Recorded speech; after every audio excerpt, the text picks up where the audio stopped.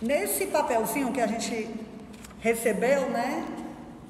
A gente colocou o nosso projeto de vida para 2021, né? E nós temos projetos, né? Todos aqui têm planos para esse ano. O ano está começando e os planos surgem, né? Os nossos desejos para um ano melhor. E hoje eu trouxe aqui para a gente pensar um pouquinho nos planos de Deus. Eu trouxe uma fábula. É uma história para crianças, mas que eu acho tão bonitinha que eu pensei, né? Quando eu pensei em algo para esse início do ano, me veio à mente essa fábula, a história de três árvores. Três árvores que conversavam, que falavam, né? Assim, é uma fábula, né? A gente tem que usar um pouquinho da nossa imaginação. E faziam planos também. Essas árvores, elas viviam numa linda floresta lá na terra da Palestina.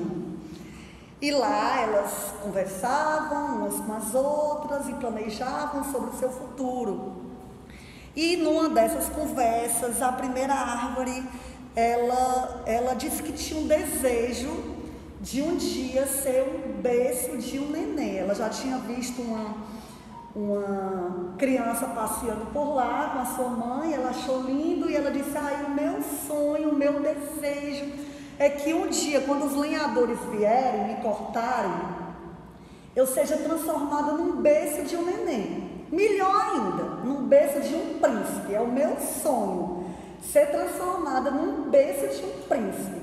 A outra arvorezinha também compartilhou o seu desejo para o futuro. Ela disse: isso pode ser bom para você, mas eu quero coisas maiores. Para mim, o meu sonho, o que eu quero mesmo, é ser transformada num grande navio, daqueles que carregam coisas preciosas, ouro, pedras preciosas, um grande navio de carga. É isso que eu quero para mim. E a outra árvore, a última árvore, ficou calada, não falou nada. E aí as companheiras, né, perguntaram: e você não tem planos para o seu futuro? Eu tenho, mas o meu plano é de ficar aqui. Eu nunca quero sair daqui. Eu quero continuar aqui na floresta, porque eu quero apontar Deus para as pessoas. Aqui eu estou mostrando, apontando Deus para as pessoas. E não existe nada melhor para mim do que isso. E o tempo passou e os lenhadores chegaram e cortaram aquela primeira árvore. A primeira árvore queria ser o quê? Um berço de um neném, né? Só que a árvore foi cortada, ela não foi trabalhada e nem aplanada, ela foi só cortada e levada para uma cidadezinha lá em Belém. E ali ela foi transformada num lugar, num coxo de animais, um lugar em que os animais comem.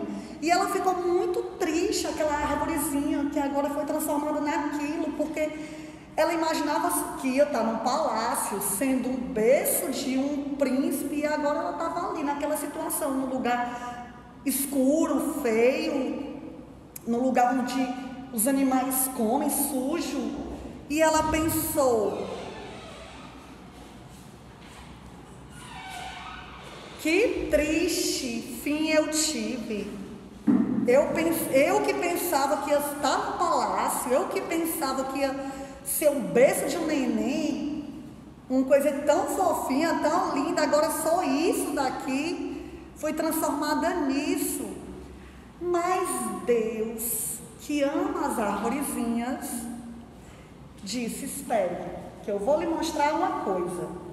E numa noite estrelada em Belém, quando um casal veio lá de Nazaré se alistar em Belém, a mulher estava grávida, ela se chamava Maria, e chegou o tempo dela ter neném. E as hospedarias estavam cheias, e o único lugar que aquele casal encontrou para ficar, para pousar e ter o seu filho, foi ali naquele estábulo, naquela estrebaria. E aquele bebê, que se chamava Jesus, foi colocado ali naquela manjedoura, onde aquela arvorezinha foi transformada.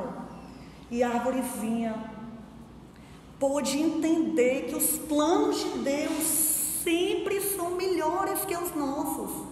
Ela pensou, quando eu imaginava que um dia eu seria transformada num berço de um príncipe, eu não imaginava que seria o Filho de Deus, o Rei dos Reis e Senhor dos Senhores, que estaria aqui sobre mim. Mas os planos de Deus nos surpreendem. E passaram alguns anos, muitos anos, e os lenhadores voltaram para aquela floresta e cortaram aquela segunda árvore. Aquela segunda árvore que queria ser o quê? Quem lembra? Um navio, um grande navio. E a árvore foi cortada e foi levada lá para a beira do mar, né? Ela ficou pensando, vai dar certo, vou realizar meu sonho de ser um grande navio. Mas ao invés de um grande navio, aquela árvore foi transformada num simples barquinho de pesca de um pescador chamado Pedro. E ela ficou muito triste pensando no destino que ela teve. Puxa, eu queria ser um grande navio e eu fui transformada num barquinho de pesca, e o meu pescador, o meu dono nem sabe pescar, passou a noite toda pescando e não pescou nada. Mas Deus, que ama as arvorezinhas, disse: espere, que eu vou te mostrar uma coisa. E numa manhã em que Pedro já tinha passado a noite pescando, realmente não tinha conseguido pescar nada, um homem entra no barquinho. Jesus entra no barquinho. Ele se afasta um pouquinho da margem e começa a ensinar coisas lindas, maravilhosas sobre o reino de Deus. E depois ele diz para a multidão que estava na praia, e depois ele diz para Pedro: Pedro, vamos mais a fundo, vamos mais a fundo no mar. E eles vão. E Jesus disse: Pedro, lancem as redes. Jesus disse para Pedro, né? Lancem as redes. Pedro disse: Senhor, nós já passamos a noite toda lançando e nós não pescamos nada. Mas sobre a tua palavra, porque o Senhor está dizendo, eu vou lançar as redes. E que surpresa eles tiveram quando as redes vieram lotadas de peixinhos. E aquela árvore que agora era um barquinho pensou: puxa, quando eu imaginava que seria um grande navio, eu não tinha ideia do que Deus tinha para mim, que era bem melhor. Eu carregar o próprio Deus, eu fazer parte de um milagre tão grande. Com certeza os planos de Deus são sempre melhores. Mas passaram mais alguns anos e os lenhadores foram de novo lá na floresta. Tinha mais uma árvore daquelas três, né? A árvore que queria ser o quê? Continuar contando Jesus com as pessoas, né? Que queria permanecer lá, né? Porque lá ela estava apontando para Deus, mostrando Deus para as pessoas. Mas os lenhadores foram e cortaram aquela árvore, que não queria ser cortada. Os lenhadores foram e cortaram aquela árvore e levaram para uma cidade chamada Jerusalém. E um dia, ela foi cortada ao meio e foi transformada em uma cruz. E ali, transformada em uma cruz, aquela árvore começou a gemer de agonia. Ela disse: eu queria mostrar Deus para as pessoas, e agora eu vou fazer parte de um castigo, de um criminoso. Que triste fim eu vou ter. Mas Deus, que ama as arvorezinhas, disse: espere, que eu vou te mostrar uma coisa. E lá em Jerusalém, fora de Jerusalém, na verdade, uma multidão se reuniu. E ali no meio da multidão estava Jesus carregando aquela cruz aquela arvorezinha que foi transformada em uma cruz. E ali ele foi levado a um monte do Calvário, onde o Filho de Deus foi pregado com pregos nas mãos, pregos nos pés, onde foi colocado uma coroa sobre a sua cabeça, onde o seu lado foi rasgado com lança. Mas ali aconteceu outro milagre. Quando Jesus entregou o seu Espírito, de repente houve um grande terremoto, o céu escureceu, o véu do templo se rasgou de alto a baixo. O véu do templo que simbolizava a separação entre um homem e Deus, naquele momento que Jesus morreu, se rasgou de alto a baixo. E o oficial romano que acompanhava tudo aquilo disse: verdadeiramente, este era o Filho de Deus. E aquela árvore que agora era cruz, ela parecia ouvir o eco das palavras de Jesus quando dizia: quando eu for levantado da terra, a todos atrairei a mim. E ela pôde entender que ali na floresta ela não poderia levar as pessoas a Deus, porque era necessário que o Filho de Deus morresse, fosse pregado numa cruz, derramasse sangue para pagar pelos pecados das pessoas do mundo inteiro, para que as pessoas pudessem ser levadas a Deus. E ela entendeu também que os planos de Deus são os melhores para as nossas vidas sempre. E essa historinha é uma fábula, né, para crianças. Até quando eu disse para a Ana Lia que ia contar essa história: mamãe, a senhora vai contar uma história de criança lá. Mas eu gosto muito dessa história, mesmo para nós, né, que não somos crianças, porque além da gente aprender sobre esses fatos, é uma fábula misturada com a realidade, né? A gente relembra o que como Jesus nasceu, né? Os milagres que ele fez e principalmente o alto preço que ele pagou ali. Os planos de Deus são melhores do que os nossos. Exatamente, né? Exatamente, era aí que eu queria chegar. Eu pensei nessa história das arvorezinhas para esse início do ano, porque muitas vezes nós somos como aquelas arvorezinhas, né? Nós temos planos e às vezes os nossos planos não se realizam e nós ficamos frustrados, né? Mas aí eu lanço uma pergunta aqui para a gente refletir: será que os nossos planos são os melhores para as nossas vidas? Será que nós sabemos o que é o melhor para a nossa vida?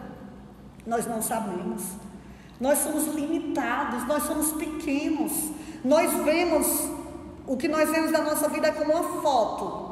É muito pouco, mas Deus vê o vídeo todo. Ele conhece o nosso passado, Ele conhece o nosso presente e Ele conhece o nosso futuro.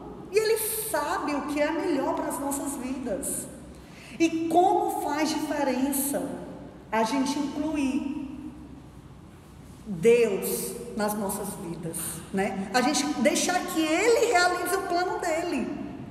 A gente nunca vai se frustrar se a gente deixar que o plano de Deus se realize na nossa vida, porque o plano de Deus é sempre o melhor. A Bíblia diz: a vontade de Deus é boa, perfeita e agradável. A vontade de Deus é a melhor para as nossas vidas. Não é a minha vontade. O que eu quero não é o melhor para mim, porque eu não sei o que é o melhor para mim, porque eu não sou onisciente, né? Como uma pessoa que vê só uma foto não sabe o que tem antes, o que tem depois. Deus está vendo o vídeo, Ele sabe tudo, Ele é onisciente, né? No Salmo 139, a palavra de Deus diz: ainda a palavra não chegou à tua boca, à minha boca, mas tu já tu conhece o meu sentar, o meu levantar. Ele conhece tudo a nosso respeito, e Ele sabe melhor do que ninguém o que é melhor para a nossa vida, melhor do que nós mesmos. Quando nós colocamos a nossa vida diante dEle, o melhor vai acontecer, né? A Bíblia diz que todas as coisas cooperam para o bem daqueles que amam a Deus. Tem consolo melhor do que você saber que tudo na sua vida, se você ama a Deus, se Jesus é de fato o Senhor da sua vida, se você fez uma entrega total, pessoal, da sua vida a Ele. Tudo coopera para o seu bem. Tem coisa melhor? Não tem. Ainda as adversidades Deus vai usar para o nosso bem. Ainda as coisas difíceis Deus vai usar para o nosso crescimento. Isso é maravilhoso. O versículo que tem aí no papelzinho que vocês receberam, eu queria que alguém lesse.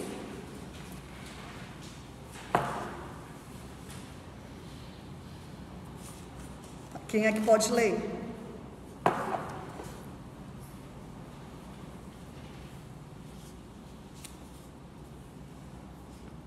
Quem pode ler? Tício, pode ler?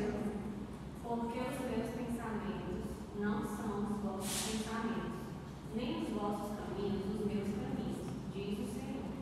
Porque assim como os céus são mais altos do que a terra, assim são os meus caminhos, mais altos do que os vossos caminhos, e os meus pensamentos mais altos do que os vossos pensamentos. Nós temos pensamentos, nós temos caminhos, nós temos planos, propósitos para esse ano, para a nossa vida, mas nem sempre os nossos são os de Deus, né? Mas uma coisa é certa, os dele são melhores, né? O que Deus tem para nós é muito melhor, é muito mais maravilhoso do que eu tenho para mim. E o que é que eu tenho que fazer? Eu tenho que entregar tudo a Ele e confiar nele, né? Lá em Romanos tem um versículo que eu acho maravilhoso, 2 versículos que diz: se Deus é por nós, quem será contra nós? Aquele que não poupou seu único filho, antes o entregou por nós, como também não nos dará graciosamente com ele todas as coisas?